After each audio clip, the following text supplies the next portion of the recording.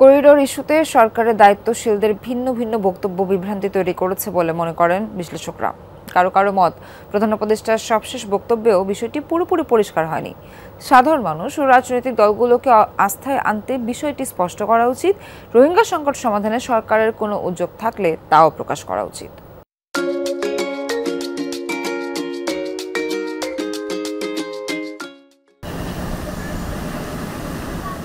রোহিঙ্গা সংকট বাংলাদেশের অন্যতম বড় গলার কাটা।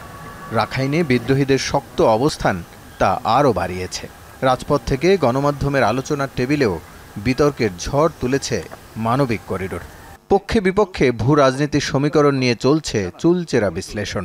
সরকারের পররাষ্ট্র উপদেষ্টা, প্রেস সেক্রেটারি, জাতিসংঘের প্রতিনিধিসহ দায়িত্বশীলদের বক্তব্যের পর তা আরও ডালপালা ছড়িয়েছে। সবশেষ প্রধান উপদেষ্টা জানালেন, করিডোর নিয়ে অপপ্রচার চলছে। রাখাইনের জন্য বাংলাদেশ করিডোর দিয়ে দিয়েছে বলে একটা অপপ্রচার চালানো হচ্ছে। তার এই বক্তব্যে কতটা পরিষ্কার হলো করিডোর বা প্যাসেজ নিয়ে বাংলাদেশের অবস্থান? কোন কথার সাথে কোনো কথার মিল নাই। এক ধরনের পরস্পর বিরোধিতা করেছেন তারা, এবং এটা করে এমন একটা পরিস্থিতি সৃষ্টি করেছেন যে সম্পূর্ণভাবে ধোঁয়াশার সৃষ্টি হয়েছে।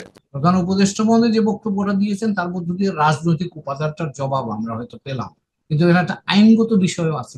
মিয়ানমারের সাথে আমাদের সম্পর্কের বিষয়, জাতিসংঘের সাথে আমাদের সম্পর্কের বিষয়, কাজে এই বিষয়গুলো সম্পর্কেও কিন্তু স্পর্শকাতরতা আছে, এবং সেই ক্ষেত্রে আছে বলেই সেগুলো নিয়ে পরিষ্কার করা উচিত দেশে বিদেশে। বিশ্লেষকরা বলছেন, মানবিক করিডোর বা প্যাসেজ আলোচনা সরকারই শুরু করেছে, তাই সকলের আস্থা অর্জনে সরকারকেই পরিষ্কার করতে হবে।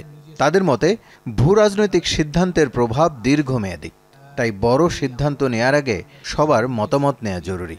এখন কেউ যদি মনে করেন যে এই সরকারটা কেয়ারটেকার গভর্নমেন্টের মতো শুধুমাত্র 3 মাসে এসে নির্বাচন আয়োজনের জন্যই তারা আছেন, তাহলে আমার ধারণা এখানে বোধহয় একটু ব্যাখ্যাগত সমস্যা থাকতে পারে। এই সরকারটা অন্তর্বর্তীকালীন সরকার, কিন্তু তার অনেক দায়িত্বই স্বাভাবিক সরকারের মতোই পালন করছেন। তবে যে বিষয়গুলোতে বিশেষ গুরুত্ব রাখে, জাতীয় স্বার্থের বিষয়গুলো জড়িত থাকে, সেখানে বোধহয় একটুখানি সাবধানতা অবলম্বন করাটাই আমার মনে বুদ্ধিমানের কাজ। বাংলাদেশের সাথে মিয়ানমারের সীমান্ত 271 কিলোমিটারের। অন্যদিকে ভারতের সাথে রয়েছে 4156 কিলোমিটারের সীমান্ত সম্পর্ক। রাসেল আহমেদ, যমুনা নিউজ, ঢাকা।